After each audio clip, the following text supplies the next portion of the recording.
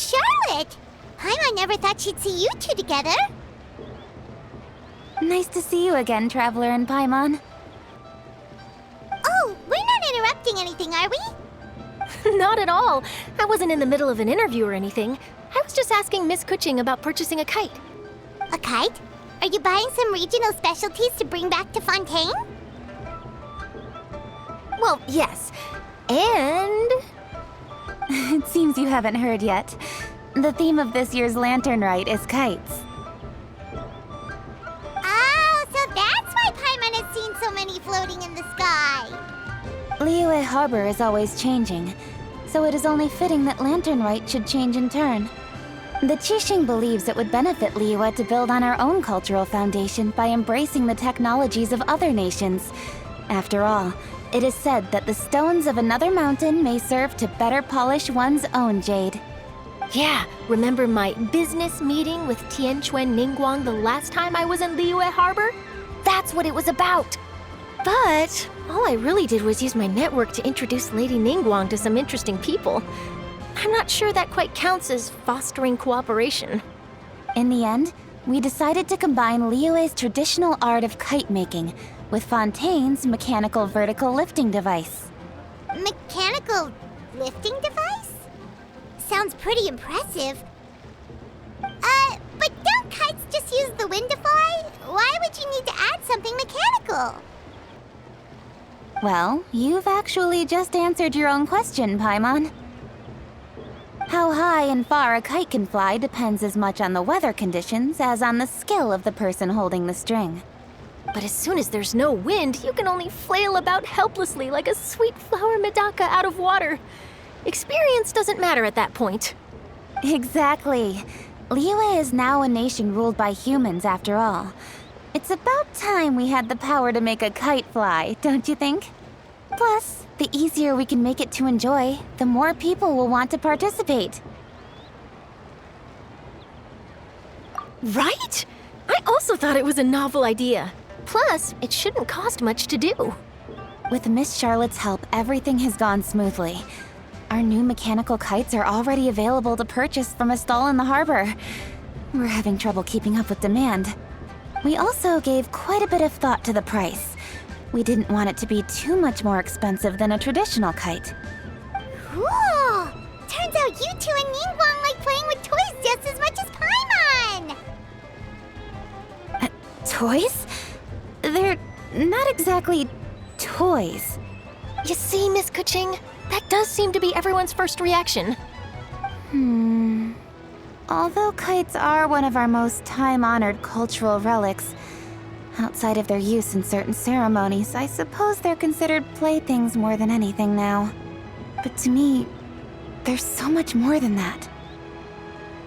Think for a second about how remarkable it is that a flimsy paper kite attached to a string has the capacity to touch the sky. It is this light piece of paper that also carries the weight of Liyue's cultural traditions.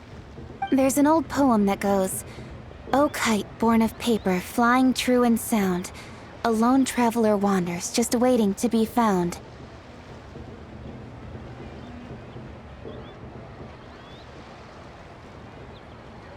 In the past, poets from Liyue used kites to symbolize a feeling of longing, or evoke the peacefulness of idyllic rural scenery.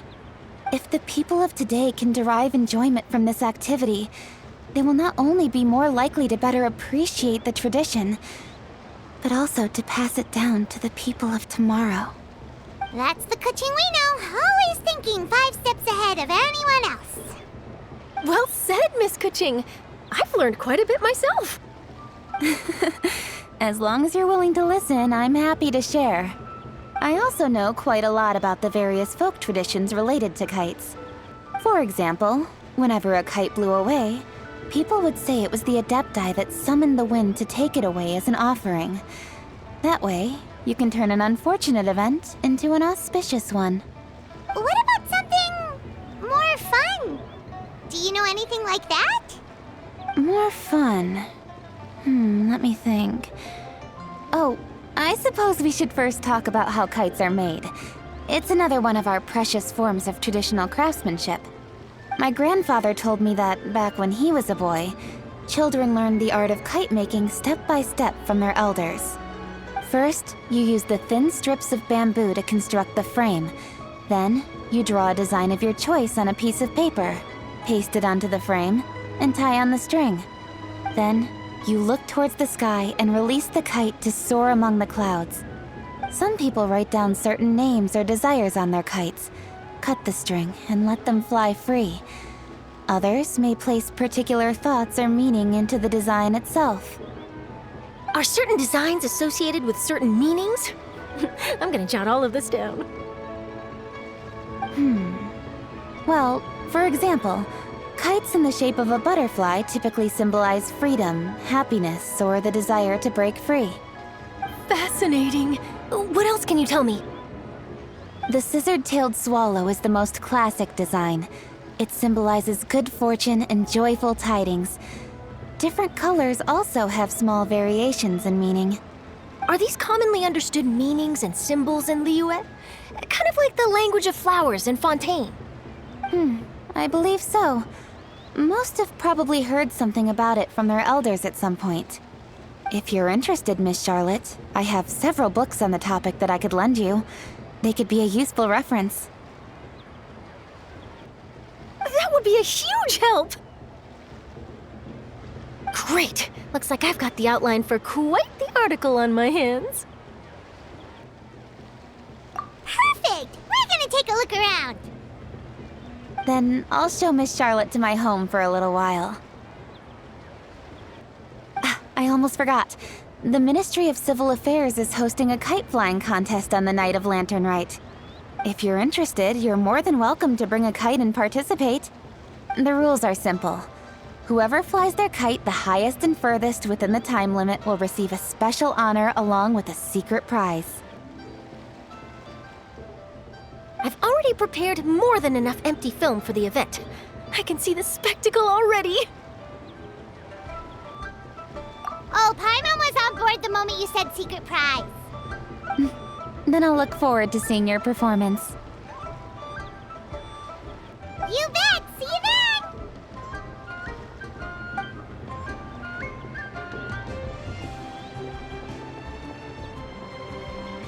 Wait, Traveler? Take a peek to your right. Do you see those two people lurking over there? Is it just Paimon? Or were they staring at us the whole time we were talking to Kuching and Charlotte just now? They seem fishy. Huh. Well, yes, but something's up. Paimon just has a bad feeling. Do you think they could be treasure hoarders? They always seem to be stirring up trouble during Lantern Rite. Oh, Paimon's sick of waiting around for something bad to happen. We should strike first, you know. Foil their plans before they even begin. You go right, Paimon will go left.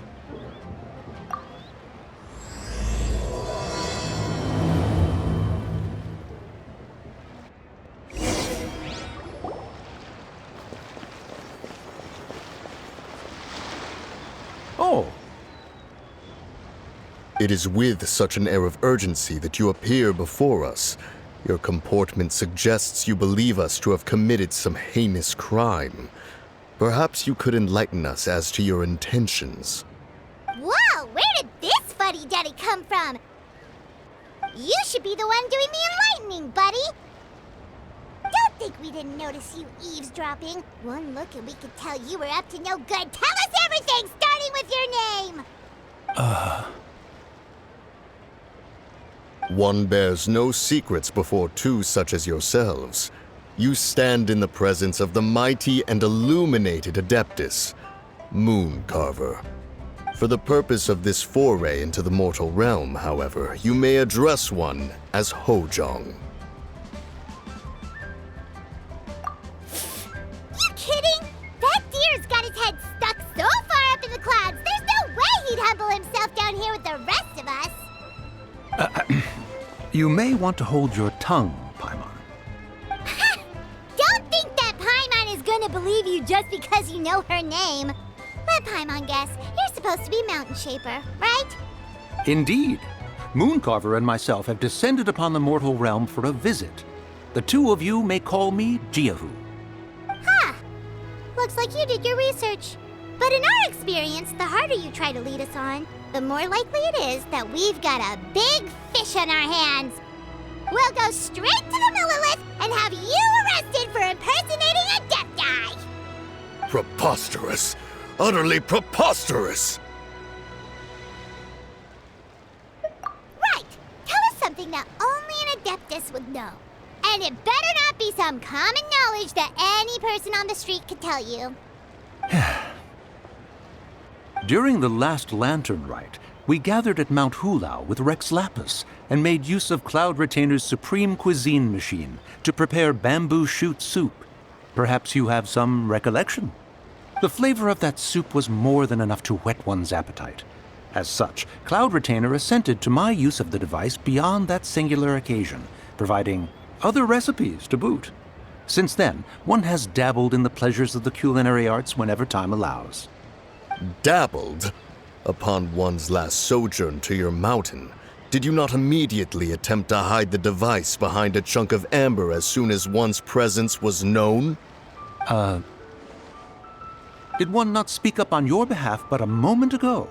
This is how you choose to repay that kindness? One is simply trying to emphasize the veracity of our claim. That does not mean you should reveal personal matters so readily. They might think one bears no difference from Cloud Retainer. Forget it. One does not have the breath to waste on such petty trifles. That might have been more detail than we needed. Seems like you two are the real deal, and Paimon sorry for suspecting you. But, for beings as forgiving as yourselves, this is just water under the bridge, right? You indeed have an agile mind. Cloud Retainer was not mistaken in her high estimation of you. Paimon's still curious about something. It's just... Paimon can understand why Mountain Shaper is here, but why did you decide to come to the city, Mooncarver? It's not really your thing, is it? It is but an inevitable eventuality. Long have the mountains remained strangely idle since Cloud Retainer's move to Liyue Harbor. With Lantern Rite near at hand, one would expect Cloud Retainer to provide us with an account of the festivities in advance. Yet to this day, she has failed to appear. Cloud Retainer is hardly the forgetful sort. One must never rest idle in the face of that which demands action. And since our acquaintances dwell in Liyue Harbor, we had to travel here in human form to avail ourselves of their aid, Cloud Retainers in this case. But a moment ago, one heard you speak of a mechanical kite of sorts. It appears the essence of the situation has hitherto revealed itself. Now it is time for one to retire back to one's abode. Huh. So, you're not looking for Cloud Retainer anymore? Perhaps there are aspects of Cloud Retainer's temperament that remain opaque to young Paimon. Given one's understanding, one can only imagine the anger that now consumes her. Cloud Retainer is of a proud and arrogant disposition. She holds the belief that her skill in mechanics surpasses that of all others. One can be quite certain it is hardly with an open mind that she regards the arrival of this new technology. One surmises that she has shut herself away, refused all company, and buried herself in the study of her own creations. To call on her would only invite her rebuke. However, if you do happen to cross paths with her over the next few days, do pass along one's regards. Sure, leave it to us. Have a safe trip back, enjoy the scenery, and happy Lantern Rite! Thank you for your kind words. We shall now depart. We got all worked up for nothing, huh? All that trouble and it turned out to be people we knew all along. Well, it's still pretty early. Let's head over and check out the kite stalls. Paimon wants to see what kinds of kites we can buy to use in the competition. The bigger and prettier, the better.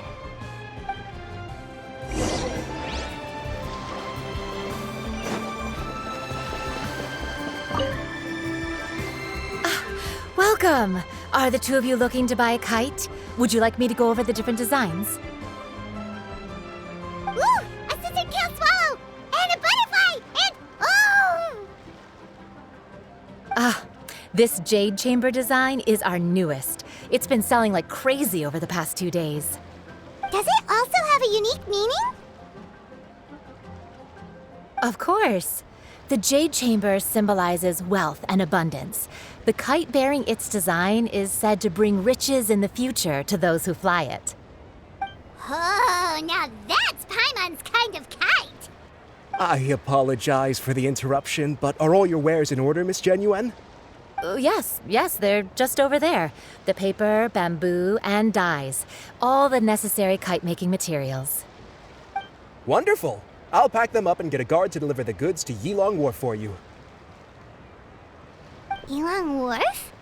Oh, wonder what that place is like during Lantern Rite. Paimon would love to go take a look. Well, if the two of you are interested in going to Yilong Wharf, then could I trouble you to find Gaming and deliver these goods together? Is Gaming the guard you just mentioned? Well, yes. The communications office handles shipments and transports around Liyue. He works for the Secure Transport Agency, one of our sub-organizations. The problem is, many of my colleagues have taken leave during Lantern Rite to spend time with their families. So, our available workforce has seen a dramatic decrease recently. If you were willing to help out, then I could get a head start on my next appointment. You do seem really pressed for time. Oh, wonderful! You will, of course, be compensated for your efforts. Now, at this time of day, Gaming should be somewhere in the vicinity. Just follow the main road until you see the head of a Wushu dance costume. Should be on your right. Be sure to come back if you'd like to buy a kite. I'll even give you a discount.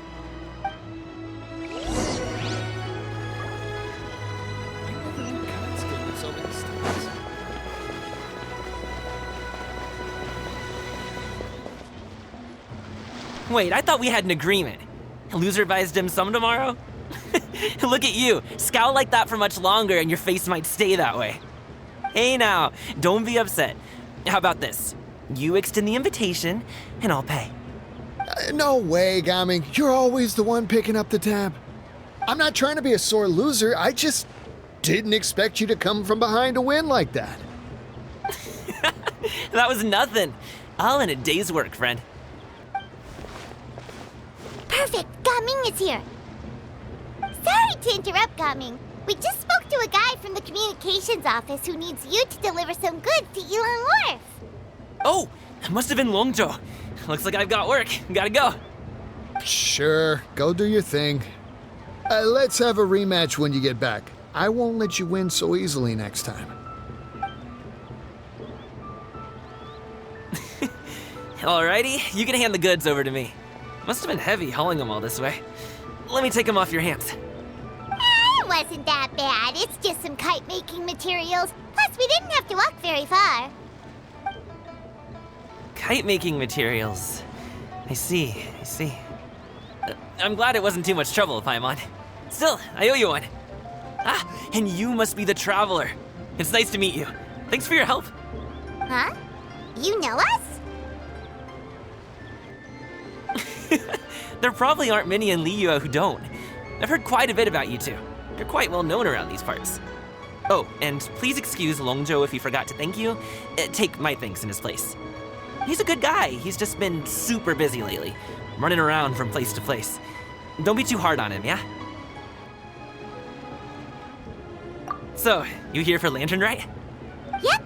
It's always so lively this time of year. We were actually hoping we could tag along to Yilong Wharf and have a look around. Perfect! We'll go together then.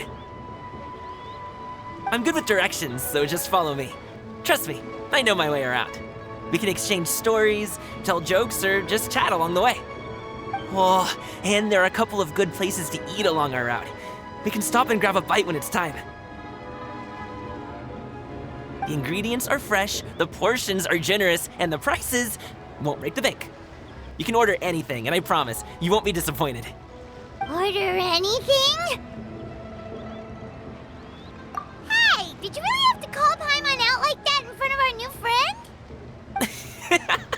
Don't worry, I understand. I joke around like that with my friends, too. It just shows how close you are. You need to pack anything up before we hit the road? I can wait.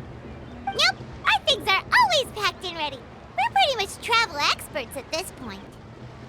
Oh, that's right. Then let's get going. If we run into any trouble, you can count on me to protect you. I am a guard, after all.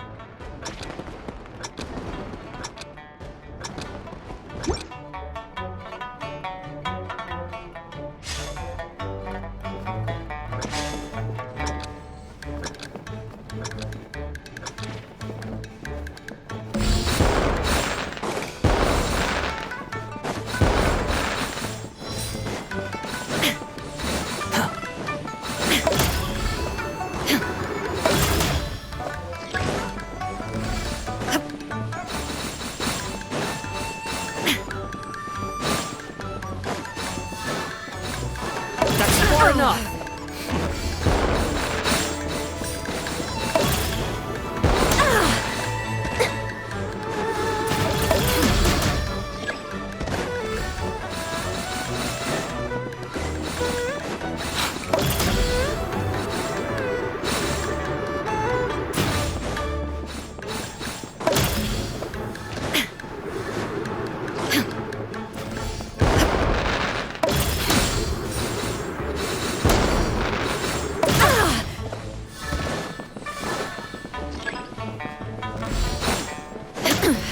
Insolent.